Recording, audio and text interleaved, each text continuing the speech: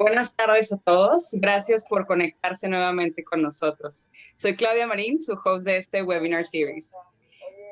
Bienvenidos a esta sesión de Hablando de Poslarvas de Camarón, edición Latinoamérica. El tema para el día de hoy es calidad de poslarvas en Tailandia. Gracias a todos por su interés y preferencia. En el panel de expositores damos la bienvenida a Alfredo Medina, gerente técnico de acuacultura para INVE. Tenemos el gusto de presentar a Olivier de Camp, director de segmento para granjas de INVE.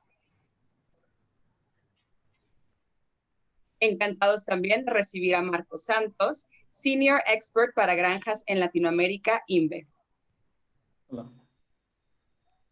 Del Departamento Comercial y Marketing para INVE Europa y Latinoamérica y coordinadora principal de este proyecto, nos acompaña Maylin Chang. El día de hoy traemos para ustedes como conferencista principal al ingeniero Chomin Aspeitia, encargado de los servicios técnicos para el crecimiento del camarón en INVE. Bienvenido, Chomin. Hola. Haciendo posible este evento por parte del equipo de Panorama Acuícola y Aquaculture Magazine, Juan Manuel Martínez acompañándonos desde los controles y el trabajo técnico. Saludos, gracias. Y finalmente, como moderador de la tarde, dejo la palabra a Salvador Mesa, director y editor general de Panorama Acuícola y Aquaculture Magazine, quien explicará brevemente la primera dinámica de esta cuarta sesión. Adelante, Salvador. Gracias, Claudia. Buenas tardes a todos. Le damos la más cordial bienvenida a la audiencia. Este es el cuarto webinar que tenemos, de cada martes. Les agradecemos su constancia y seguirnos, su participación. Hemos tenido muy buena audiencia en cada webinar. Vamos a empezar con algunas de las preguntas que quedaron de webinars pasados, porque hay algunas preguntas que se refieren al webinar que presentó Alfredo Medina sobre la calidad de poslarvas en China. Recuerden que ese fue hace 2 martes atrás. Y tenemos algunas preguntas también para el webinar de la semana pasada que presentó Manuel Polain, que se trataba de el uso y la implementación de maternidades en el proceso de producción, maternidades para producción de camarón en Asia. Vamos a empezar con la primera pregunta que nos envía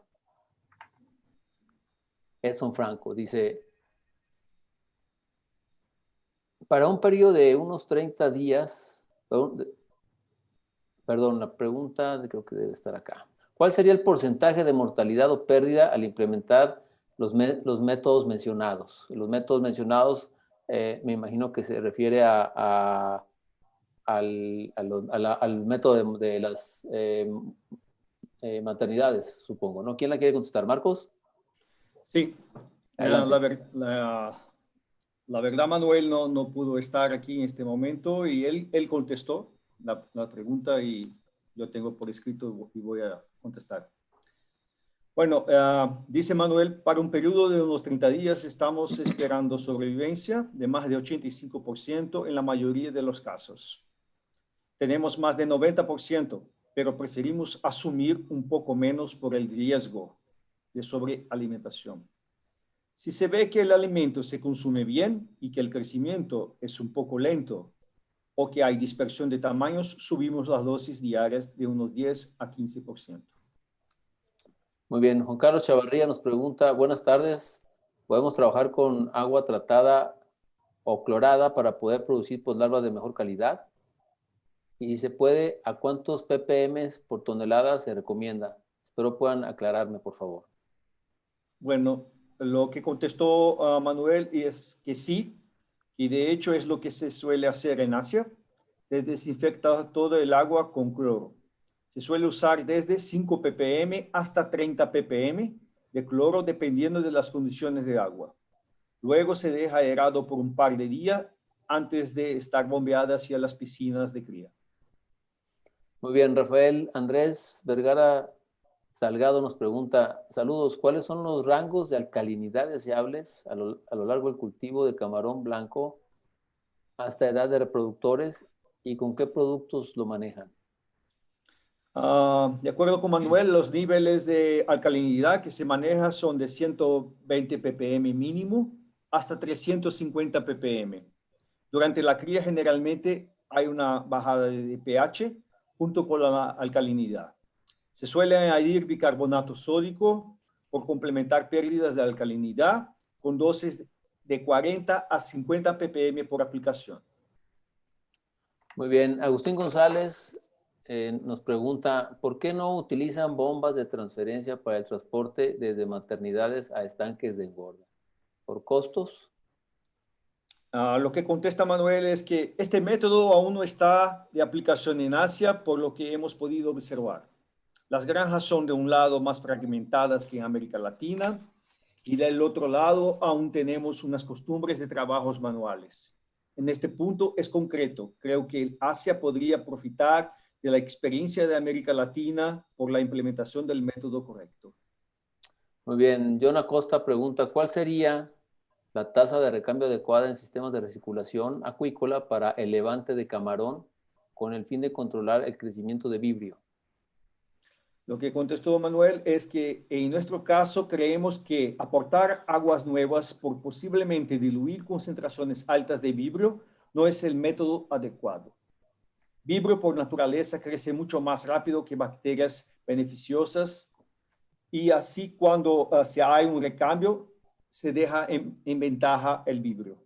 Esto sirve si las concentraciones de vibrio son muy altas, mayores que 25,000 unidades formadoras de colonia por ml, por ejemplo.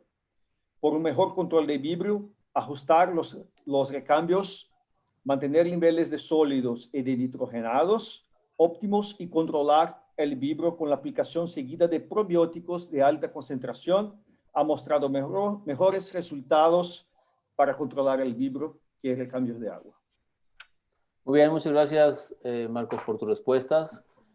Hay que recordarles a la audiencia que las preguntas y respuestas las hagan, por favor, en el icono de preguntas y respuestas que se encuentra en la parte inferior de esta pantalla, que nos dice Q y A o Q&A. Ahí, por favor, hagan sus preguntas y respuestas. Algunas personas acostumbran a hacer las preguntas y respuestas en el chat, pero el chat a veces tiene demasiada información, saludos, otro tipo de información que hace difícil escoger o identificar las preguntas. Por favor, hagan las preguntas en el icono de preguntas y respuestas. Al final de la conferencia siempre damos un espacio para responder la mayoría de las preguntas y las que queden pendientes las analizamos, hacemos un resumen de los temas más importantes que se repiten en cada pregunta y las contestaríamos en el webinar de la próxima semana o del próximo martes. Bueno, no tengo más. Claudia, ¿estás por ahí para anunciar a nuestro ponente? Sí, aquí estamos. Muchas gracias, Salvador. Gracias a todos por su participación y por su permanencia también. Y a continuación daremos inicio a la presentación estelar de la tarde, para la cual tengo el gusto de presentar al orador a cargo. Originario de España, el biólogo Chomín Azpeitia ha trabajado en diferentes proyectos en Latinoamérica y Asia. Actualmente desarrolla la mayor parte de su actividad en el INVE Tropical Aquaculture Research Center en Tailandia. Gracias, Chomín, por acompañarnos y pues adelante con tu presentación. Gracias.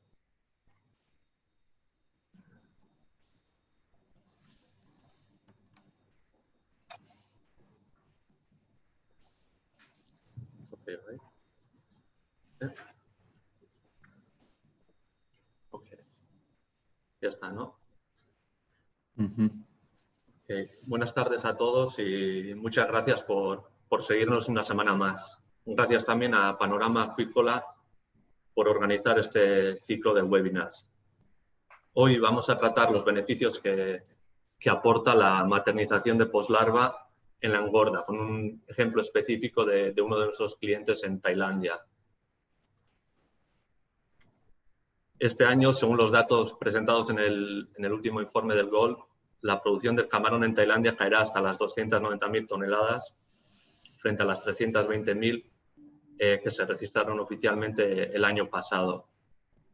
Sin embargo, profesionales del sector del empacado creen que que esto será más cercano a las 250.000 toneladas. Además de los problemas provocados por la situación de pandemia, la principal causa son las enfermedades. El síndrome de las heces blancas, que según los funcionarios locales muestra una prevalencia del 80% en piscinas de tierra frente al 20 a 50% en piscinas cubiertas por geomembrana, según las fuentes, es el principal problema. Este síndrome, en el caso específico de Tailandia, aparece tan pronto como a los 10 a 15 días después de la siembra y en los casos más críticos frena el crecimiento de tal manera que la única solución es la cosecha. No hay descripción clara del agente o agentes causantes del mismo, pero a menudo se encuentran en camarones que sufren de EHP y AHPND, aunque no está confirmado que sean la causa directa.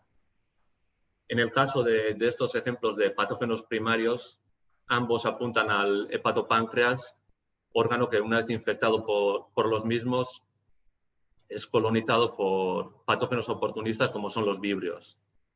A nivel de estanque se observan heces de color blanco que flotan en la superficie del agua y el contenido del tracto intestinal se vuelve del mismo color. Retraso en el crecimiento, tamaños irregulares y una caída en la alimentación que también causa mortalidades son las principales consecuencias. Aunque existen otros factores condicionantes como las condiciones climáticas cambiantes o una alta carga de materia orgánica en los suelos que facilitan su aparición. En el caso de fuertes lluvias durante la época de monzones, estas generan un estrés adicional en el camarón y esto facilita una infección inicial o simplemente desestabiliza la flora microbiana del mismo.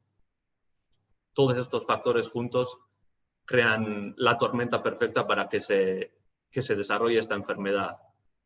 No obstante, con medidas de gestión microbiana de suelos y agua y mejorando el estado de salud, la fortaleza del camarón, es posible minimizar los riesgos y que se desarrolle dicha enfermedad. En la actualidad, en Tailandia, la principal tendencia es la siembra de poslarva de mayor tamaño. Estas son más resistentes y reduciendo el ciclo de engorda también se minimizan los riesgos de desarrollo de enfermedades. El ejemplo que vamos a tratar es Hachai Farm. Esta es una granja que se ubica al oeste de Bangkok y aproximadamente hace un año comenzó nuestra colaboración con el objetivo de producir juveniles de camarón más resistentes y de mejor crecimiento. Y vamos a describir las principales prácticas realizadas en este sitio, centrándonos en la maternidad. Y también mostraremos los resultados de los últimos ciclos en donde se compara la siembra directa frente a la maternización previa.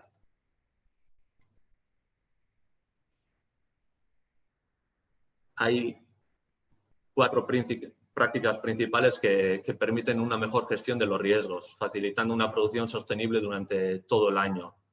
La primera es el funcionamiento de la finca en circuito cerrado. La segunda, el diseño del estanque que permite un mejor manejo de los desechos y una mayor bioseguridad que, combinada con la siembra de poslarvas libres de patógenos específicos y un monitoreo frecuente de la salud, minimizan el riesgo de enfermedades. El uso de maternidades facilita la cuarentena de las poslarvas durante las primeras semanas de cultivo. Generalmente el medio se coloniza con probióticos que excluyen patógenos y reducen la materia de carga orgánica. En esta etapa se alimentan con dietas que denominamos de transición, ya que nutricionalmente son equivalentes a las que se usan en el laboratorio. Estas se combinan con suplementos que mejoran el estado de salud de las poslarvas y las hacen más resistentes al estrés medioambiental, como pueden ser los cambios de temperatura o también a la manipulación que se da durante la transferencia a la engorda. Un seguimiento de la salud de las poslarvas mediante el análisis en fresco permite también tomar medidas correctivas a tiempo si se observasen anomalías. Y por último, la engorda en etapas. Esta se realiza en dos fases, transfiriendo un 50% aproximado de la biomasa existente a una segunda piscina tras 40-60 días iniciales de engorda. Esto acelera el crecimiento, reduce los costes y aumenta el rendimiento de la camaronera. Ecachay Farm se ubica a 35 kilómetros de distancia del mar, con solo agua dulce disponible. Es por ello que la producción se realiza a bajas salinidades, en realidad en el rango de 5 a 8 partes por mil. Para incrementar la salinidad se usa salmuera con salinidades que oscilan entre las 180 y 200 partes por mil según la estación del año. Esto tiene un costo importante y es la razón principal del funcionamiento de la camaronera en circuito cerrado. A su llegada a las instalaciones, esta salmuera se trata con 30 miligramos por litro de cloro en una piscina de geomembrana que se ubica a la entrada de las instalaciones. Este es el tratamiento fuerte del agua a la entrada del sistema, mientras que el agua que ya está dentro se trata con concentraciones inferiores, como veremos a continuación. Y a esta salmuera, una vez tratada, se bombea a la piscina de engorda, en donde se diluye con agua del sistema de menor salinidad. En esta imagen vemos 3 piscinas de engorda, P1, P2 y P3. El agua de desecho se drena de estas y pasa a piscinas intermedias de decantación, y tras su tratamiento, en un sistema que explicaremos a continuación, pasa a unos reservorios que conectan con el canal principal y el agua aquí ya se almacena disponible para su uso. Como curiosidad, mencionar que de las 10 hectáreas aproximadas que ocupa esta camaronera, 3 son para producción, piscinas de producción, 3 hectáreas, y 4 hectáreas son para tratamiento de agua. El resto serían caminos y edificios, etc. Por lo que el ratio en superficie de producción frente a tratamiento equivale a 3 para producción frente a 4 para tratamiento. El agua de las piscinas de engorda se trata con cloro, con hipoclorito de sodio y cloruro de polialuminio. Este es un floculante que induce la coagulación, floculación de los sólidos en suspensión, aumentando la eficacia desinfectante del cloro. Ambos compuestos se inyectan en una cámara de mezclado que vemos aquí en la imagen, que conecta ambos reservorios. Esta tiene aproximadamente 1 metro de longitud y es un proceso automatizado. Hay unas bombas dosificadoras que inyectan estos dos compuestos, el cloro disuelto y el cloruro de polialuminio. El hipoclorito de sodio tiene una concentración del 10% y la solución de cloruro de polialuminio un 17%, con lo que, dependiendo de la aplicación que se da, generalmente se llegan a unas concentraciones finales de 3 ppm de cloro y 5 ppm de cloruro de polialuminio. Como veis, esto es una concentración mucho inferior a los 30 miligramos por litro de cloro iniciales que mencionábamos con la salmuera. En el caso del cloro, dentro del sistema, la aplicación la concentración se mantiene constante, mientras que el cloruro de polialuminio se modifica acorde a la carga orgánica del agua. Es decir, a mayor carga orgánica, mayor concentración. Las piscinas de engorda están cubiertas por geomembrana en su totalidad y tienen superficies que rondan entre los 4.000 y 4.800 metros cuadrados, con una profundidad máxima de 1,8 metros. Un fondo completamente liso y la ubicación y movimiento de las paletas de aireación crean una circulación constante que facilita la acumulación de residuos en el centro. Como curiosidad, las paletas de aireación son de eje largo, el típico tailandés, y tienen un motor de 3 caballos por eje. Y en la imagen se aprecia que que hay mayor concentración, mayor número de paletas en la zona exterior, de manera que cercana al muro, de manera que se facilita la creación de esta circulación en la piscina. Este movimiento del agua, el uso del drenaje central o toilet permiten eliminar los desechos, lodos y sedimentos, de manera que se mantiene una mejor calidad de fondos y agua. Los estanques revestidos con liner además permiten una mayor bioseguridad que reduce el impacto de las enfermedades. Estos estanques tienen un doble drenaje central.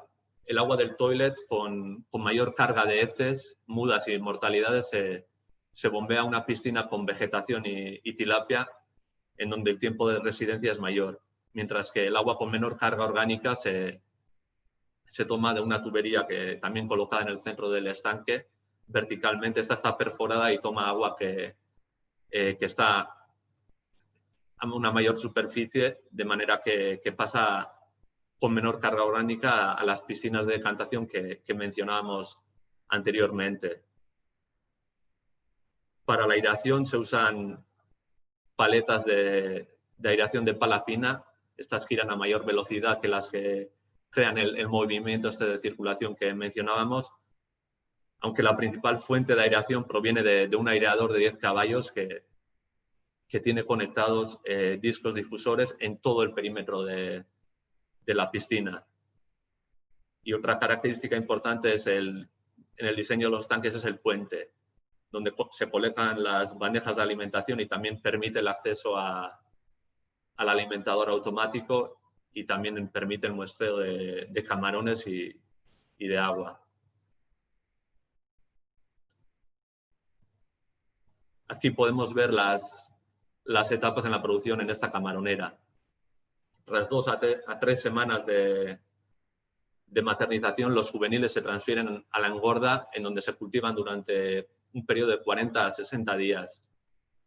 No se conocen cifras precisas de densidad de siembra en el engorde, porque no se realiza un muestreo de biomasa durante la transferencia de juveniles. Sin embargo, asumimos que las densidades de siembra iniciales están en el rango de 125 a 150 juveniles por metro cuadrado. Por regla general, en la engorda no se supera una carga de 1,5 kilos de camarón por metro cúbico, que esto equivaldría a 2,7 kilos por metro cuadrado. Y en el caso de la primera fase de la engorda, el factor limitante es el número de animales por unidad de superficie.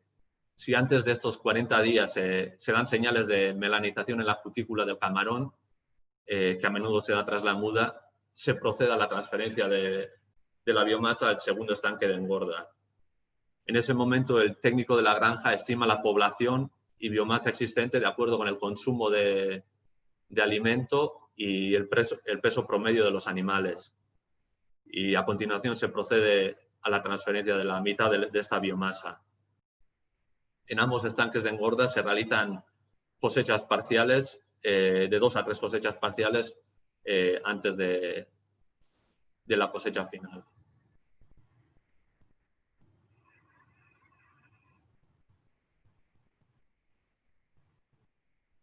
Aquí vemos una imagen de la piscina. Ya hemos descrito 3 de las prácticas clave que se llevan en esta camaronera, que son la producción en circuito cerrado, el diseño del estanque y sus beneficios, y luego la producción por fases o etapas. Nos queda la producción en maternidad. Esta se realiza en un tanque circular de vinilo con un volumen de 150 metros cúbicos. Y el mismo presenta una SOE pendiente hacia el drenaje central. Un aireador de 5 caballos alimenta las parrillas de tubo difusor y airlift, que, como vemos aquí en el vídeo, oxigenan el tanque, pero también crean la circulación que concentra los desechos en el centro, donde se ubican 2 drenajes que también detallaremos a continuación. La salinidad inicial es cercana a las 20 partes por 1000, pero esta se reduce gradualmente los recambios de agua, de manera que la dejaríamos en el nivel de 8 a 10 partes por mil para la transferencia, en un valor más cercano a los de la engorda.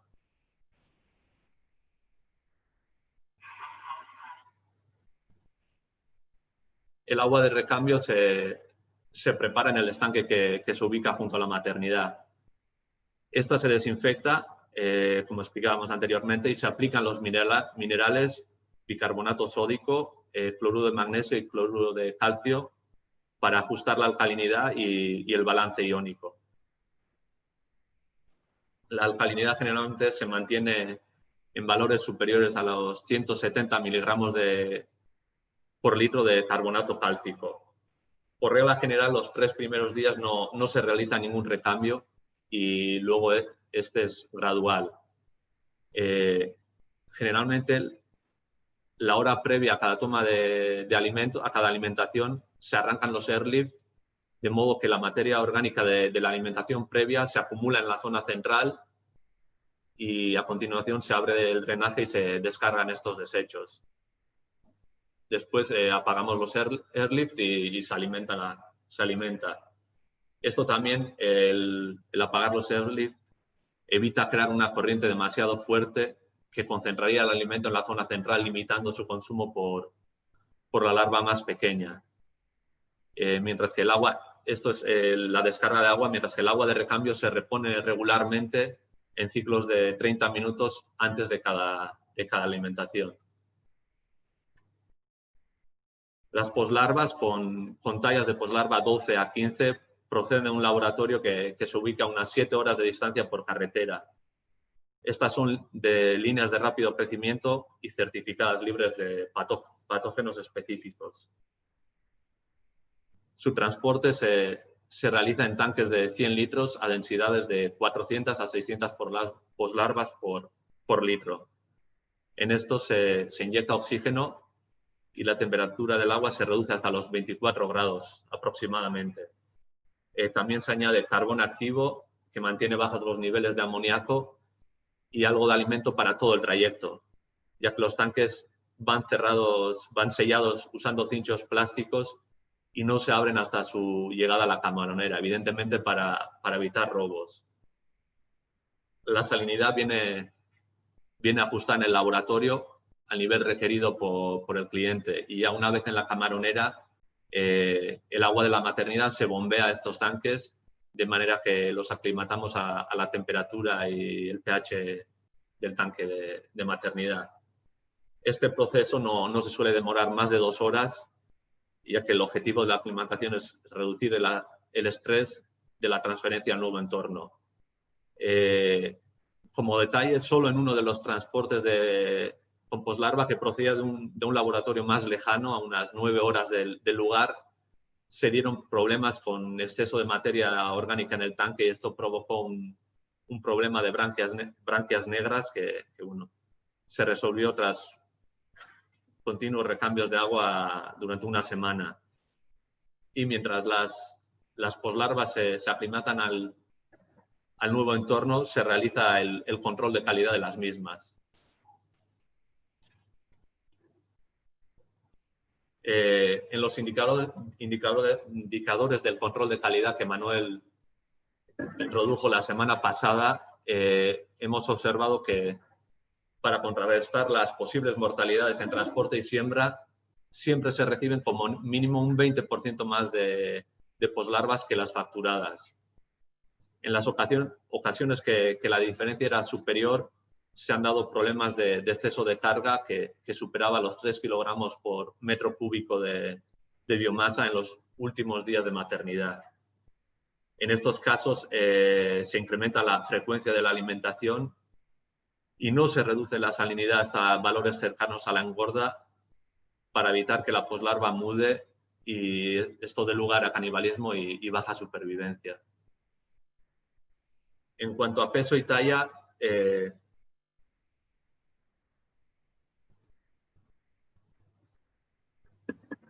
se reciben lotes que según la factura son poslarva 12, no obstante los valores que medimos son muy variables.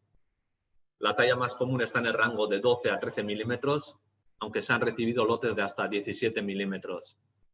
Y el peso más común está en el rango de 15 a 20 miligramos, aunque se han recibido lotes de hasta 35 miligramos de peso promedio. Creemos que estos animales son de tallas superiores, son poslarva 15 o mayores. El coeficiente de variación de talla observado en los distintos lotes se encuentra en el rango del 12 y el 21%. Y por último, la prueba de estrés osmótico se lleva a cabo transfiriendo 100 animales a agua dulce durante 30 minutos y volviéndolos a poner en agua de mar durante 30 minutos adicionales y contando las mortalidades tras este periodo. Esto nos da una idea de la potencial pérdida de animales que podemos sufrir durante la siembra. En el caso de este valor, no hemos observado supervivencias inferiores al 93% y esta generalmente se mantiene en valores superiores al 95%. Esta poslarva procede de un laboratorio que las certifica libres de patógenos. Sin embargo, además de ese control de calidad con estos 4 indicadores, también se realizan observaciones al microscopio. La evaluación microscópica se realiza previa a la siembra y luego semanalmente durante la maternidad o con mayor frecuencia si hay signos de enfermedad o anomalías. Se observan la morfología externa como apéndices y la cutícula, el estado de las branquias, principalmente existencia de necrosis, mientras que en el montaje en fresco del hepatopáncreas e intestino se evalúa la presencia de esporas de EHP. EHP es Enterocitozone hepatopenae, el microsporidio que mencionábamos anteriormente. La observación de las esporas se realiza con la lente de 100 y con la ayuda de aceite de inmersión, ya que a pesar de que las poslarvas vienen certificadas libres de patógenos específicos, lo que incluye el EHP, siempre se observan esporas de los mismos. Y además de estas esporas, también a nivel de hepatopáncreas se evalúa la estructura de los túbulos del mismo, si están inflamados, porque a menudo también la infección con EHP inflama los túbulos, si están contraídos, presencia de necrosis en los mismos y evidentemente el nivel de lípidos, de gotas lipídicas de los mismos. Finalmente, a nivel de intestino también se observan esporas, pero la evaluación se centra en la expansión y el color de los cromatóforos, que nos da una idea del estado de salud del camarón. Por el momento no hay un tratamiento específico para el EHP, pero la experiencia nos ha demostrado que es posible convivir con el mismo y la combinación de dietas con formulaciones altamente nutritivas y aditivos que mejoran el estado de salud del camarón, como inmunoestimulantes, que mejoran su respuesta al estrés, permiten su crecimiento controlando los riesgos de EHP. Nuestro programa de maternidad se centra en el manejo de la alimentación, la mejora del estado de salud y fortaleza de las poslarvas y el control del medio ambiente. Se comienza con una desinfección efectiva del agua de entrada. Como mencionábamos, para la salmuera entrante serían 30 miligramos por litro de cloro, y mientras para el agua de recambio usaríamos un miligramo por litro de desinfectante orgánico. A continuación se coloniza el medio con probióticos y se aplican entre 15 y 20.000 unidades formadoras de colonias por mililitro de bacilos. Esto se realiza a diario tras el recambio de agua, diluyendo los probióticos. Pero también se usan probióticos para el alimento. Estos vienen en un formato único, son pequeñas tabletas u obleas que vienen ya recubiertas de bacilos. Esto disminuye la carga de trabajo, ya que no es necesario cubrir el balanceado con probióticos. Y durante el periodo que se alimentan con las dietas de transición, los probióticos para el digestivo vienen en este formato, en tabletas, mientras que una vez se pasa a alimentar balanceado estándar, es posible el recubrimiento con los probióticos tradicionales en polvo. La alimentación se administra generalmente cada 2 a 3 horas, de 6 de la mañana a 9 de la noche, dependiendo de la densidad de la población y la etapa de producción. Estas dietas son altamente nutritivas, equivalentes a las del laboratorio, lo que facilita una transición gradual de laboratorio a engorda, y se combinan con suplementos que mejoran el estado de salud del animal, como son probióticos e inmunoestimulantes, que incluyen betaglutanos, carotenoides, vitaminas, minerales, etcétera, de manera que la poslarva responde mejor a los cambios de calidad de agua, a patógenos o al estrés que se puede dar durante la manipulación en la transferencia.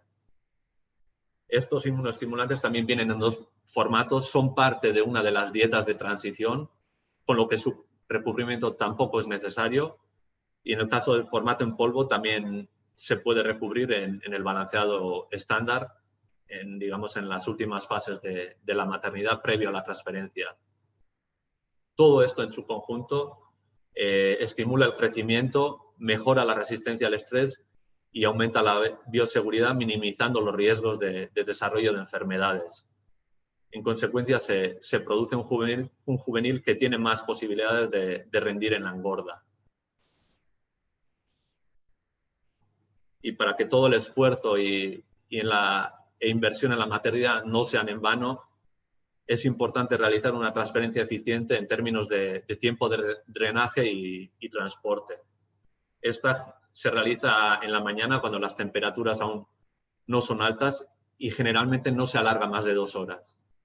El objetivo es minimizar el estrés en los animales, que ya de por sí se estresan cuando se exponen a un medio de cultivo nuevo. Existen 2 modalidades por las que se realiza esta transferencia. En el caso de engordas, de piscinas de engorda ubicadas cerca de la maternidad, como en la imagen, esta se realiza mediante un tubo de PVC de 6 pulgadas, y mientras que en el pasado, para estanques que se encuentran más alejados, se montaba un tanque de unos 1000 litros con aireación y oxigenación en un pick-up, y se realizaban viajes con lotes de juveniles. Una vez en el estanque de destino, se sembraban mediante un tubo flexible, como vemos en esta imagen. Esta práctica se ha desechado porque la transferencia se demoraba demasiado, se manipulaban los juveniles en exceso y estaban largo tiempo en maternidad, en condiciones de alta densidad. En la actualidad, toda transferencia se hace mediante un tubo de PVC, como veremos a continuación. Tras la transferencia, el biólogo estima la población y la tasa de supervivencia a los 2 o 3 días, cuando el camarón comienza a alimentarse normalmente. Esto se hace en base al alimento consumido a diario y el peso corporal promedio. En ninguno de los casos durante la transferencia se estima la biomasa, por lo que las cifras precisas de supervivencia solo están disponibles tras la cosecha final. Esta es la transferencia mediante tubo de PVC, bien asistida por un caudal de agua que se bombea desde el reservorio adyacente. En este caso no es necesaria la gravedad, y la distancia máxima a la que se siembra es de unos 250 metros. La maternidad tiene 2 drenajes, uno de 4 pulgadas que se usa para la descarga de desechos y recambios de agua, y otro de 6 pulgadas para la transferencia.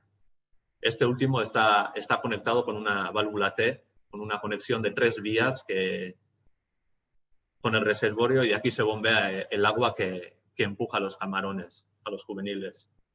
Este tipo de transferencia también se realiza con camarón grande de hasta 20 gramos de peso promedio, cuando se transfiere biomasa a una piscina de engorda que se encuentra alejada de la madre.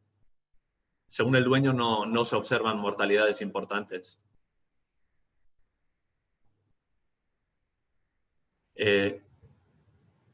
Segundo.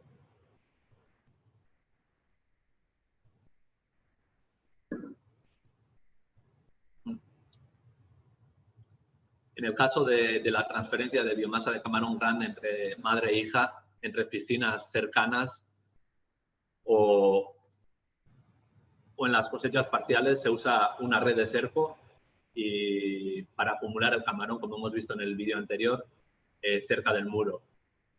Y a continuación se toman cantidades de entre 5 a 10 kilogramos, las cuales se pesan, se anotan los valores y se transfieren a la hija o al camión de transporte en el caso de cosechas parciales. Esta, la imagen inferior, no está actualizada. A día de hoy hay 7 piscinas, como podemos contar aquí, de engorda cubiertas por liner y están todas en producción. Si observamos los resultados de la maternidad, tras 15 a 16 días de producción en maternidad, los juveniles alcanzan el medio gramo promedio con densidades de siembra que van de 4 a 6 poslarvas por litro. Estas son las primeras corridas que se realizaron. En la actualidad, como veremos, se alcanzan tallas superiores. En esta tabla vemos cómo nuestras mejoras en los últimos ciclos en cuanto a crecimiento. Los primeros ensayos incluyeron un menor reemplazo de las dietas estándar con dietas de transición, aunque este fue más uniforme durante todo el ciclo. Sin embargo, hemos aprendido que el reemplazo total en los primeros días de cultivo, con una reducción gradual del mismo en la segunda mitad, conduce a crecimientos más rápidos a densidades de siembra similares. El programa de maternidad ha demostrado ser eficiente en la producción de juveniles, pero lo que realmente interesa es el rendimiento de estos en la engorda. Es por ello que se tomaron 2 ciclos de siembra directa y 2 ciclos de siembra previa maternidad realizados entre el 2019 y el 2020 para comparar el rendimiento en la engorda. En el caso de estos ejemplos, el uso de maternidades mejora el rendimiento en términos de crecimiento y conversión de alimento. Lo que creemos que es el efecto de un ambiente estable y dietas altamente nutritivas durante la maternidad presenta beneficios a largo plazo en la engorda. Y en cuanto a la diferencia en la tasa de supervivencia, podría deberse al porcentaje extra de poslarva que dan los laboratorios, ya que durante la siembra directa no estábamos presentes, por lo que no se contaron las poslarvas sembradas y creemos que es posible que se haya tomado el número de poslarva facturada en cuenta, aunque el valor realmente fue mayor. O puede ser también que debido a valores de alta densidad de carga al final de la maternidad haya habido canibalismo. Esto no se puede confirmar, ya que no se realiza estimación de biomasa, como ya mencionábamos anteriormente, previa o durante la transferencia. En cuanto al crecimiento, en el caso del camarón de maternidad se alcanzan las 20 piezas por kilogramo en unos 100 días. Esto nos da un total de 110 a 120 días de cultivo, incluida la maternidad. Mientras que en el caso de la poslarva de siembra directa son necesarios al menos 128 días. Estas gráficas consideran el crecimiento medio del camarón en ambas piscinas de engorda, madre e hija. Es por ello que se dan estos pequeños cambios, caídas y subidas en las gráficas, debido a las diferencias en la tasa de crecimiento en ambas piscinas. Los efectos estimulantes de la maternidad en el crecimiento de los juveniles reducen la duración de la engorda, de manera que los animales se exponen menos a patógenos, lo que unido a una mayor fortaleza de los mismos minimiza los riesgos de desarrollo de enfermedades.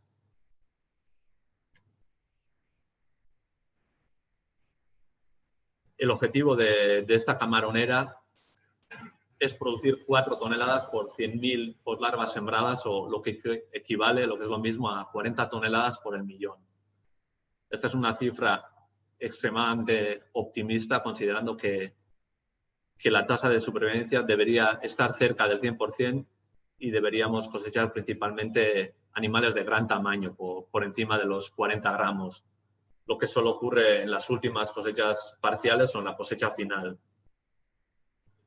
El uso de maternidades, sin embargo, nos acerca a estas cifras, observando una mejora del 13,7% de productividad frente a la siembra directa. Se ha alcanzado la meta de las 40 toneladas en un ciclo, sin embargo, aún queda mucho por mejorar si queremos llegar a esta meta regularmente. En realidad, el objetivo de nuestra empresa de INVE no buscamos batir ningún récord, buscamos la producción sostenible. En términos económicos, el costo de producción de camarón es muy similar para la siembra directa y poslarva maternizada, cercano a los $3 por kilogramo. La maternización, evidentemente, tiene un costo adicional que, sin embargo, debido al mayor rendimiento de las poslarvas sembradas, da lugar a un mayor rendimiento a un mayor retorno económico. Y una tasa de conversión más baja reduce el costo de las dietas sobre el total, mientras los ciclos de producción de menor duración abaratan los costos de mano de obra, de electricidad y tratamiento de agua. Tras un año de trabajo, los datos de producción muestran que las dietas de transición altamente nutritivas, los aditivos que mejoran la salud del camarón y el control microbiano producen poslarvas más fuertes que incluso en condiciones inferiores debido a presencia de patógenos y parásitos como el EHP producen alto rendimiento. No obstante, aún quedan muchas áreas que necesitan mejoras. Se debería ajustar la densidad de siembra teniendo en cuenta el extra de poslarva que envían los laboratorios para así evitar exceder los límites de carga del sistema que frecuentemente dan lugar a canibalismo. Se debería también mejorar la transferencia de modo que se pueda estimar la supervivencia tras la misma y no tras la cosecha final. Y si en el futuro se realizan más siembras directas, es necesario estar presentes durante la misma, de modo que podemos estimar más precisamente el número de animales sembrados y mejorar así de este modo nuestro análisis de siembra directa en comparación con los animales maternizados en la engorda. Y con esto terminamos. Muchas gracias por su atención y creo que podemos pasar a la fase de las preguntas. Muchas gracias, Chumín, por tu presentación, muy interesante. Yo quisiera poner un razonamiento para que el panel pudiera hacer algunos comentarios antes de pasar a las preguntas. A mí me parece como que este sistema de producción aplica un poco el principio de si logramos reducir el espacio o la contención de las poslarvas o de los juveniles, podemos alimentarlos con alimentos de mejor calidad, con menor desperdicio, porque están en un lugar confinados, en un lugar más pequeño. Si el agua es limpia y transparente y no compite con otros factores para el consumo, es posible que las poslarvas reciban un alimento de mejor calidad y esa mejor calidad y nutrición pues potencializa su crecimiento. Eso sería tanto la maternidad como la engorda, ¿verdad? Sí, así es. Ese es el razonamiento. Es un principio, un razonamiento lógico, ¿no? Entonces, para llegar a eso, ¿qué hay que hacer? Bueno, pues propiciar las condiciones adecuadas de esos confinamientos para que el animal pueda sobrevivir y desarrollarse. Y eso es lo que han hecho, básicamente, ¿no? ¿De acuerdo? Sí. Ese es el razonamiento. Creo que por ahí debería de apuntar en algún sentido la acuacultura de camarón, porque puede aprovechar el potencial de alimentos de alta calidad que en estanques más grandes o con recambios de agua fuertes pues se perdería mucho de ese alimento y habría un desperdicio considerable, ¿no? ¿Tú crees que este sistema hay muchos sistemas de estos en Asia? ¿Es una tendencia que puede darse o que se está dando? ¿O apenas están ellos también migrando hacia este tipo de sistemas? Yo te puedo comentar mi experiencia en Tailandia, en Vietnam. Poco a poco cada vez hay más clientes, hay más productores que están implementando este tipo de maternidad. Y el caso es en Tailandia, debido, como comentaba, al problema de las heces blancas.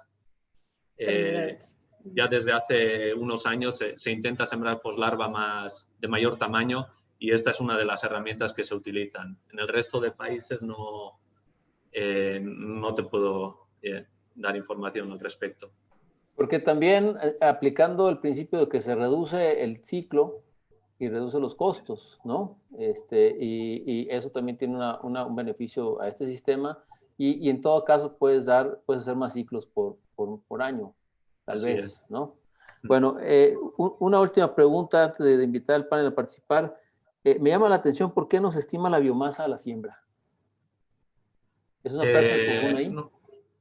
No tienen costumbre, al final no se prefiere no manipular el camarón. Lo suyo sería pesar la biomasa para para evaluar también la producción en la maternidad, pero simplemente en este ejemplo en esta camaronera no se realiza. Otros clientes sí pesan los juveniles de manera que tienen valores más precisos de supervivencia. Muy bien. No sé si quiera a Marco, alguien del panel, Marcos, Alfredo o Olivier, hacer algún comentario de la presentación de Chomín antes de pasar las preguntas y respuestas, o sobre las preguntas que yo le he formulado. Adelante, por favor. Una vez más, vemos que las maternidades tienen múltiples ventajas. Va a depender del desafío y del reto que existe en cada local. En México, en estado de Sonora, se utilizan para ganar tiempo antes de la siembra por las bajas temperaturas. En Brasil se utiliza muchas veces para dividir los riesgos. Algunos mismo en Latinoamérica ya utilizan para dar un boost en la alimentación, en la nutrición, para chequear la calidad de la poslarva, para tener la certeza que se van a sembrar o no.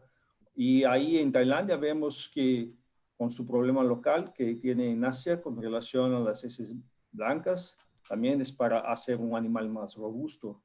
Entonces, creo que de una forma o de otra representa muchas ventajas, y siempre considerando que uno sabe manejar. Nuevamente es importante siempre saber manejar. Just one point, it's that if you look at the production of shrimp in Thailand with COVID, in 2020, the production has been going down. But you see companies like this one, Ekachai, who has been investing and growing. So what it means is it's still possible to find producers investing and improving their production, even in challenging times, because we have COVID, but in Thailand, we have also white feces, EHP, hitting farmers. So with the right adapted protocols, you really see successful producers. And this is an example of a protocol that has allowed farmers to really improve. Bien, Oliver comentó que es interesante observar cómo en tiempos de COVID, ahorita en el tiempo presente, hay empresas que están invirtiendo en este tipo de sistemas, pensando en que son más seguros y con esos protocolos de alimentación y manejo, pues van a tener mejores resultados enfrentando los problemas sanitarios que hoy día tienen ahí. Y que bueno, él comentó que es interesante ver cómo están apostando hacia ese futuro, ¿no? ¿Algún comentario, Marcos, o perdón, Alfredo?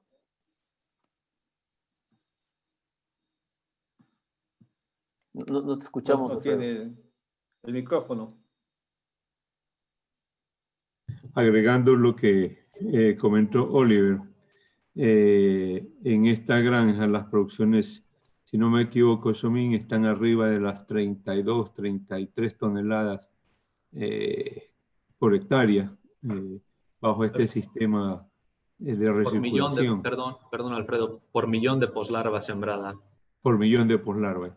Realmente es alto, ¿no? La producción que alcanza. Y es una granja relativamente pequeña, no comparado con las superficies que estamos acostumbrados a ver en América Latina, ¿no?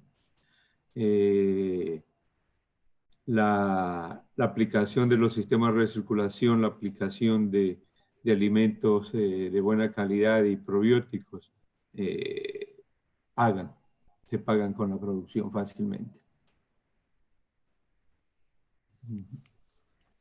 Pues sí, yo lo que veo muy interesante es que el confinamiento, el logro que ellos tuvieron en poder mantener con los sistemas de areación una alta densidad de animales saludables confinados, pues permite a utilizar dietas que la tecnología ya tiene a disposición en el mercado, pero que en un sistema abierto es difícil usarlas porque una gran parte se va a terminar desperdiciando en recambios de agua, ¿no? Entonces, aquí ellos están aprovechando, o en estos sistemas se está aprovechando esa tecnología de nutrición, se está potencializando el animal y al final vemos los resultados en un crecimiento más rápido. Y ese crecimiento más rápido, pues, reduce el riesgo de tener el animal o los animales expuestos a riesgos sanitarios, teniéndolos más tiempo en la engorda. Obviamente es mejor, ¿no? Digo, por cualquier lado que le veamos. Habría que ver la inversión, los montos de inversión, el costo, que en el largo plazo y con el funcionamiento bien de estos sistemas, pues van a terminar pagándose también sin lugar a dudas, ¿no? ¿Verdad? Bueno, si no hay ningún otro comentario, otra intervención, podemos pasar a las preguntas y respuestas, que tenemos algunas, y vamos a leer la primera. Rafael Yagua pregunta: hola, buenas noches, Rafael Yagua de Colombia. ¿Cada cuánto tiempo hacen análisis físico-químico del agua y con cuál equipo? Por ejemplo, un fotómetro o ISI o algo así. No. Bueno, para el oxígeno y temperatura utilizan una sonda de calidad de agua, mientras para pH, nitrógeno, alcalinidad y minerales se usan test kits. Esto se realiza semanalmente. Ellos tienen, los minerales se aplican, el bicarbonato de sodio, cloruro de magnesio y cloruro de calcio se aplican diariamente, de manera que no es necesaria la medida de minerales a diario. Esto se hace semanalmente. Se supone que están bien, que están los niveles correctos en la aplicación diaria, digamos. ¿Sí? Sí, así es. Muy bien. Bueno, aquí tenemos otra pregunta. En base, Joaquín Noblecilla pregunta: ¿en base a qué indicadores calculan la dosis diaria de alimento en las maternidades y en la engorda, o lo hacen solo mediante tablas de alimentación? Usamos tablas de alimentación, pero eso también se ajusta dependiendo a las observaciones que se realizan. Si hay restos en la maternidad, es dependiendo de la temperatura, densidad de siembra y restos de alimentos se ajustan. Mientras que en la engorda, una de las características de esta camaronera es que utilizan también tablas de alimentación para la engorda, pero siempre alimentan un 60 o un 70% de lo recomendado. Y nunca llegan a alimentar más de 400 kilos de alimento en media hectárea. Esto es el alimento, la mayor tasa que se da en la engorda. Muy bien. Aquí tenemos otra. Eduardo Álvarez pregunta: estimado Somin, Referente a la pérdida del cultivo, indicó que se tiene un 5%, pero también mencionó que se cultiva 20 a 25 adicional al 100% de la producción, digo, en la siembra, ¿no? ¿Existe algún detalle técnico para realizar esta acción para sobrepasar la capacidad de los estanques o incide alguna pérdida a través de los drenajes? ¿Puedes repetir? Perdona, Salvador, no he entendido. ¿Era sobre el recambio de agua? No, está preguntando que tú hablabas de que se tiene una pérdida del cultivo del 5%. Me imagino que la sobrevivencia tal vez. Sí. Pero también mencionaste que al sembrar vienen los lotes con a veces un 20% de extra, ¿no? O 25%. Sí. Entonces dice, ¿existe algún detalle técnico para realizar esta acción? Me imagino que o sea, simplemente ¿para qué ponen 20% más? Si es porque se pierde a través del drenaje o hay algo que indique que se pierde en algún momento dado, ¿no? No, esto los laboratorios siempre te dan mayores cantidades de poslarva para tomar en cuenta una mortalidad durante el transporte y la siembra. Pero yo creo que estos 20% ya exceden de 20 hasta 40, 50% valores que mencionaba Manuel en el caso de Vietnam. Yo creo que inicialmente esto históricamente eran valores, el extra era únicamente contando esta mortalidad, pero hoy en día yo creo que los laboratorios dan mayores cantidades de larva, así el productor una vez cosecha tiene valores de supervivencia muy altos y da la sensación de que la poslarva es de muy alta calidad. En el caso de productores que no cuentan durante la siembra, evidentemente. Suele suceder eso. Aquí Ulloa pregunta, ¿a qué densidad recomienda transportar peles de laboratorio a la camaronera que está ubicada a 70 kilómetros? 70 kilómetros es una distancia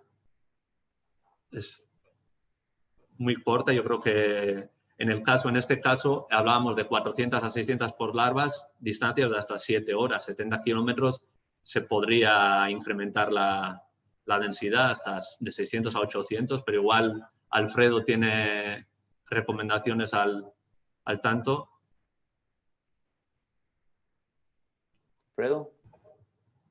El sonido, Alfredo. Está en mute, Alfredo. Yo creo que él se refiere al movimiento de juveniles de maternidad a granja. Salvador, ¿es correcto? ¿Perdón? Yo creo que la pregunta se refiere al transporte de juveniles desde la maternidad a la granja, a la piscina ya de producción. No como larva propiamente. No, hablaba de poslarvas. Ah, ya. 70 kilómetros realmente no es una distancia corta. Bien puede, pensando en biomasa por metro cúbico, bien pudiera poner alrededor de los 6-7 kilos por metro cúbico. Muy bien. Nada más para aclarar, aquí José Ramírez pregunta, buenas noches, no escuché qué especie de camarón cultivan en esta granja. ¿Pueden indicar? El Panamá y el camarón blanco. Ventura Peraza pregunta, en tus observaciones, ¿has notado diferencias en el cultivo dependiendo del origen de las poslarvas? Diferencias, me imagino que en el crecimiento, en la sobrevivencia, en los parámetros. En este ejemplo, en el Cachay, siempre se usa la misma poslarva, que son las líneas de rápido crecimiento del mismo laboratorio. Y sí, en Tailandia la mayor parte, un 60% de los productores usan estas líneas, que sí, su crecimiento es superior al resto de líneas. ¿En qué líneas te refieres? Líneas de alto, las SPF de alto crecimiento frente al resto de otras genéticas. ¿Son de reproductores importados o son de reproductores locales? Locales. Locales. Víctor Chang pregunta, saludos, disculpe, ¿cuál es el crecimiento semanal o el crecimiento promedio al término del ciclo? En el caso del diario era 0,5 gramos. En el caso de la siembra directa, de la maternidad, y 0,44 en el caso de la siembra directa. Ya al final, ¿verdad? Estamos hablando Sí, ya sí, de las así últimas es, semanas. al final. Muy bien. Esos valores, Salvador, transferido a crecimiento semanal es alrededor de 3 gramos. Muy bien. En ambos casos. Casi, En yo el, creo, en el 0.5 sería como 3 gramos y medio. Ok, muy bien. No, Es, pues que, es crecimiento diario, ¿no? El sí, 0.5 sí. es crecimiento diario. Muy buena aclaración, Alfredo, para los que nos estamos acostumbrados a utilizar ese parámetro. Enrique pregunta, en estas pruebas, ¿qué muestra al final? A ver, permíteme. Dice, José Ramírez pregunta, ¿con qué frecuencia realizan muestreos de peso? Semanalmente. La evaluación microscópica que mencionábamos durante la maternidad para evaluación de intestino y hepatopáncreas, esto se continúa también en la engorda y se realiza semanalmente junto al muestreo para el peso promedio. Muy bien, aquí hay otra pregunta. Rocío Castro pregunta, muchas gracias, muy interesante. ¿Pudieran explicar mejor la aireación en la maternidad? ¿Cuál es la razón por la cual no se determina cantidad de juveniles sembrados en engorde? ¿Pudiera incurrir en errores como que ella misma asume que es no estimar los juveniles sembrados en engorde, pudiera incurrir en errores de subalimentación o sobrealimentación? ¿Las cosechas parciales se realizan solo para bajar densidades o cuál otra razón? Es una pregunta larga, vamos a empezar. ¿Pudiera explicar mejor la aireación en la maternidad? La aireación en la maternidad son parrillas que tienen tubo difusor y, como mencionaba, tiene un aireador de 5 caballos y en cuanto a parrillas, a menudo se habla de longitud de tubo difusor. Esto tiene unos 2,5 metros de tubo difusor por metro cúbico de volumen de tanque. Esto en realidad es superior a lo que yo he escuchado que en México está en el rango de 0,7 a 1 metro de tubo difusor por metro cúbico de volumen, llegando a biomasas de 3 kilogramos por metro cúbico, lo máximo. En el caso de esta camaronera está sobredimensionado. Y además de estas parrillas de aireación, tiene airlift que están conectadas al mismo aireador y estas ayudan en la generación de este movimiento, en la acumulación de desechos en la zona central de la maternidad. Muy bien. Lo que sigue en esa pregunta es, ¿cuál es la razón por la cual no se determina la cantidad de juveniles sembrados en engorda? Porque esto pudiera incurrir en errores de subalimentación o sobrealimentación, que es lo mismo que me pregunté yo, ¿no? Sí, eso ya lo hemos respondido. Bueno, la respuesta que diste fue que no es una costumbre hacerlo. Simplemente, ¿no? O sea, pero lo hacen muy inmediato después de la siembra. Digo, a los 2 o 3 días. En algún punto tienen que hacer esa estimación, porque si no, pues partirían de nada, ¿no? Sí, pero se espera 2 o 3 días a que el camarón ya se estabilice, comience a alimentarse normalmente y luego el biólogo de la camaronera hacen un promedio de la talla del camarón, la talla y dependiendo del alimento que toman a diario y con eso hacen un cálculo de la biomasa existente. A base del consumo de alimento. Sí, así es. Y generalmente resultan estimaciones adecuadas, pues no hay bastante adecuadas, porque este biólogo no es una persona, no es un trabajador de esta camaronera, visita camaroneras, es un consultor y tiene mucha experiencia, con lo que yo creo que las estimaciones son bastante precisas. Muy bien, y en la última parte de esta pregunta de Rocío Castro dice, ¿las cosechas parciales se realizan solo para bajar densidades y llevar los camarones a un tamaño más grande, digamos a la cosecha final? Así es, para reducir la biomasa. ¿O cuál es la otra razón? Pues la razón es esa, para ¿no? reducir la biomasa y acelerar el crecimiento, porque una de las ventajas de todo el sistema de producción que tiene esta camaronera, debido a que no tienen problemas de heces blancas, pueden llegar a cultivar a tallas superiores, a tallas muy grandes, en las que el precio de venta es muy grande y el margen en la producción es mucho mayor. Somin, tú mencionabas que cosechan 20 animales por kilos, equivale a 50 gramos. Sí. Es el peso final al que llegan, ¿no? Sí, eso es, en la cosecha final. 50 gramos peso promedio de la cosecha final, Salvador. En algunas cosechas se ha visto que el camarón antes de la cosecha ya estaban maduros, ya se podrían usar como reproductores. Eso solo como detalle. Esas cosechas parciales tienen un mercado, bueno, ¿tienen un mercado local ahí Así también? Sí, es un mercado local. Sí. Eso se va a un mercado local, es un poco el modelo de México, ¿no? Un poco para cubrir los costos, no hay una gran ganancia ahí, sino se opta por la ganancia al final con un camarón más grande y de mayor peso, ¿no? Supongo que ese es la metodología. Así es. Aquí José Ramírez, ¿podrías indicarme la talla o peso de cosecha a 100 días de cultivo después de pasar por la maternidad? Después de la maternidad, 100 días de cultivo. Aproximadamente, ¿qué peso promedio hay en este sistema, no? Segundo. Después de la maternidad, a 100 días 100 días totales, porque en realidad en la maternidad a los 100 días, 103 días se llega a los 50 gramos. ¿Cuál sería el peso a los 100 gramos entonces? 50 gramos. A los 100 días. A los 100 días, sí.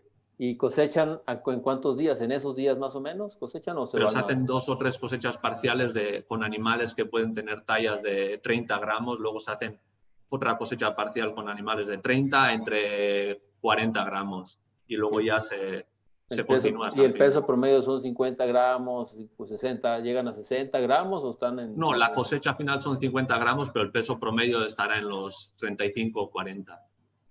Al final ya... De todas las cosechas, sí, de todas las cosechas. Sí. Aquí hay otra pregunta de Danilo Joanes Márquez Núñez. Dice, buenas noches.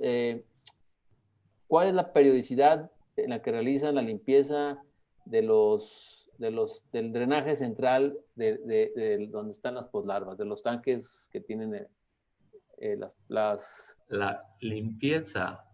Sí, la limpieza, si haces algún drenaje sí, esto igual centro, no me he explicado correctamente. El drenaje se realiza antes de cada alimentación. Como mencionaba, se alimenta de unas 6 a 7 veces al día. Entonces, tras la primera toma de alimentación, a las 2 horas se encienden los airlift. Estos crean la corriente que acumula todos los desechos en el centro del estanque y entonces se abre el drenaje para liberar únicamente la materia orgánica, los desechos de comida, las heces y algunas mudas. Muy bien, esta es una pregunta que se repite un poco. Dice Raúl Ramírez, pregunta, saludos y felicitaciones por la presentación. Quería preguntar si se genera biofloc natural que permita limitar la cantidad de alimento ofrecido en la engorda. Y otras preguntas referidas al biofloc las hacen como preguntando si hay alguna posibilidad de combinación, de tener flóculos ahí en suspensión y hacer una combinación de las tecnologías. No hacemos, yo en mi experiencia no he observado flocs. El agua está bastante verde. Generalmente en Asia hay una preferencia hacia aguas marrones con mayor concentración de bacterias, pero en el caso de esta camaronera dudo, no hacemos seguimiento del floc, de los sólidos en suspensión, pero dudo que se desarrollen debido al color de las aguas de engorda. La pregunta va un poco más hacia qué tal si se hiciera o por qué no se hace, si se pudieran combinar las tecnologías. Yo creo que en mi experiencia hay una biomasa, en engorda ya se llega a una biomasa bastante elevada y el tener el floc en unos estanques tan grandes yo creo que generaría una mayor demanda de oxígeno y sería más dificultoso, más difícil el gestionarlo, pero igual, no sé, Marcos puede también dar su opinión. Bueno, con mi experiencia, la ventaja del FLOC es que establecería una mayor constancia de los parámetros en agua. Por ejemplo, ahí vemos que la variación de pH, por ejemplo, que una agua verde puede promover es muy grande y la variación de pH es muy estresante, principalmente durante los primeros momentos de vida del animal en la maternidad. Entonces, en mi opinión, la experiencia que tengo es que maternidades con condición, con cobertura, mantiene una variación, una maternidad, mismo en zonas tropicales, con cobertura y momentos de viento, te puede dar una variación de 6 grados de temperatura en 24 horas. Cuando cubres, esta variación es de 1.5 grados. O sea, tienes mucho más tamponamiento de la condición del parámetro físico-químico en agua. Eso trae más conforto para la larva. Y con relación también a las comunidades, mismo poniendo probióticos, los flocks también son sustratos donde las bacterias probióticas se pueden establecer y también estar más homogéneamente distribuido adentro del tanque. O sea, para mí son ventajas cuando se utiliza sistemas más heterotróficos que sistemas más autotróficos. Muy bien, Daniel Poveda dice, buenas noches, Daniel Poveda de Brasil. ¿De qué tamaño son los animales que se transfieren de maternidad a la engorda? En promedio. Están entre las tallas del medio gramo a 0,75 gramos de peso promedio. ¿Cuánto, perdón? De la maternidad engorda, ¿no? Sí. Sí, de 0,5 a 0,75 gramos de peso promedio. Un poquito menos de gramos, muy bien. Dice aquí otra pregunta. Buenas tardes. Comentas que tu máximo de alimentación es de 400 kilogramos en media hectárea. Sí. ¿Cuál es el tope de biomasa producida en kilogramos en metros cuadrados? Kilogramos en metros cuadrados, 2,7. Generalmente llegan a 2,7. César Luque Gámez pregunta, ¿cuántas cosechas parciales, qué peso promedio tiene el camarón en cada una de ellas? Bueno, el peso ya lo dijiste y las cosechas parciales también comentaste que eran como dos o tres más o menos, ¿no?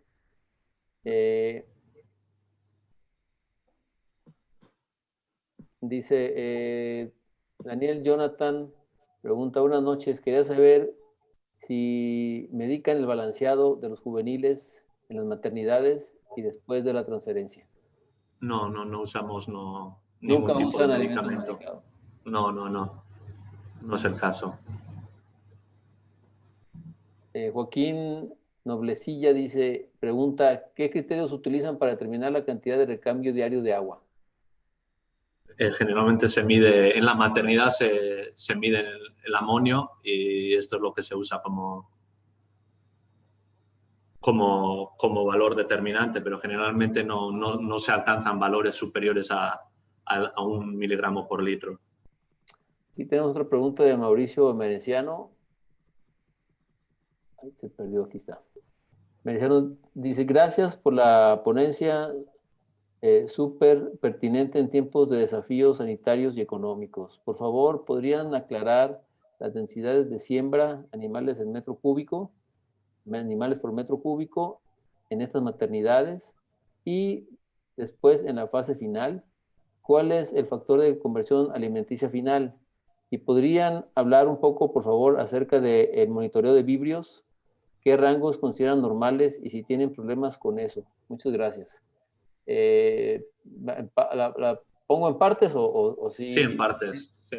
Bueno, la primera pregunta que hace Mauricio dice, bueno, ¿podrían aclarar la densidad de siembra animales por metro cúbico a la siembra? En la maternidad maternidades. estamos en el rango de 4 a 6 poslarvas por litro. Y después, en la fase final.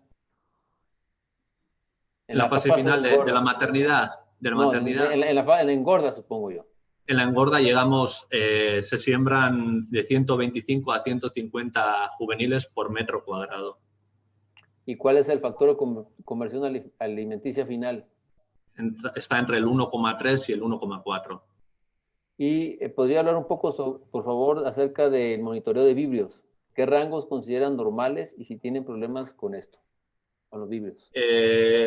Los vibrios se siembra, se hace una siembra de vibrios totales semanalmente y generalmente no se llegan a valores de 10 a la 3, 10 a la 4. Esto en el caso de la engorda. En la maternidad también se siembran, pero y los valores que se observan son parecidos, aunque generalmente esto no genera ningún problema en la salud del camarón, como mencionaba, porque en las observaciones al microscopio rara vez se ven alta carga de bacterias o necrosis en los túbulos del hepatopáncreas. Muy bien. Anthony Rojas pregunta, buenas noches, ¿qué evaluación u observaciones le realizan a las poslarvas durante su estancia en la maternidad y cada cuánto tiempo las realizan? Esto ya lo mencioné. Las observaciones se hace semanalmente, el peso promedio y las observaciones al microscopio que mencionaba, tanto de branquias, luego de hepatopáncreas e intestino. Y también alguna observación externa si se diesen casos de melanización o necrosis o pérdida de apéndices. Segundo, Paladines pregunta, buenas noches, muy buena exposición. Mi consulta es, ¿con qué porcentaje de proteína trabajan en cada una de las fases? ¿Trabajan con alimentadores desde un día de cultivo o desde qué tamaño o desde qué tamaño en gramos? ¿Alimentadores utilizan? Partes. En la maternidad, las dietas de transición tienen la dieta que, digamos, acelera más el crecimiento, tiene 46% de proteína, mientras que la dieta de transición con inmunoestimulantes, esta tiene un 40%. En la engorda se usan, aquí se cría el banamey, se cultiva el banamey, pero se usan dietas del monodón, que tienen mayor concentración proteica, el 39%. Y si pregunto si utilizan alimentadores. En la maternidad la alimentación es manual, mientras que en la engorda se usan alimentadores a partir de los 2 o 3 gramos de talla del animal. Muy bien, esa era la pregunta que habían hecho finalmente. Pues tenemos aquí ya algunas más preguntas. Ya estamos un poco pasándonos del tiempo. Recuerden que las preguntas las reducimos a los temas más interesantes y las mencionamos al principio de la siguiente charla y de todas maneras hacemos una revisión y el panelista podrá darles respuesta en todo caso a las que considere más importantes directamente a los correos de cada uno de ustedes. Si no hay más preguntas o hay algún comentario extra que quieran hacer alguien aquí del panel,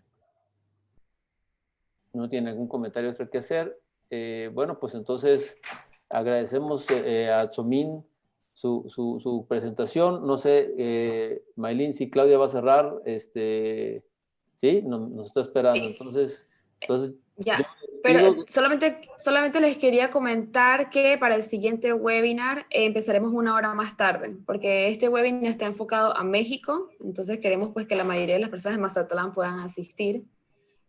Así que bueno, los esperamos, será 1 hora más tarde. Igual lo estaremos anunciando, el panorama acuícola lo anunciará y nosotros también en nuestras redes sociales. Y ya listo, Claudia. Muy bien, Claudia, adelante. Gracias, Maylin, gracias, Salvador. Queremos agradecer a toda la audiencia y a los expositores principalmente.